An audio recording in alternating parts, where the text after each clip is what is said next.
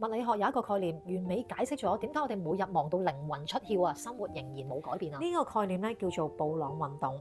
液體裏邊咧有啲微小嘅粒子啦，每日咧受住四圍無數嘅分子咧冇規律咁樣係咁撞擊，佢哋咧喐得好快，消耗咗巨大嘅能量。但係有趣嘅地方就係，如果你去計算呢粒粒子最終嘅移位，答案竟然係零。呢個咧就係最精密嘅無效內耗啦。喺金錢世界裏邊一模一樣，你唔夠錢，梗係學理財啦，點樣揾錢啦？工作冇乜突破，就學下點樣管理。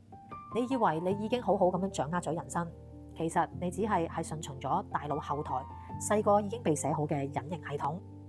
真正決定你人生嘅規律，從來都唔係方法，而係你身份嘅頻率。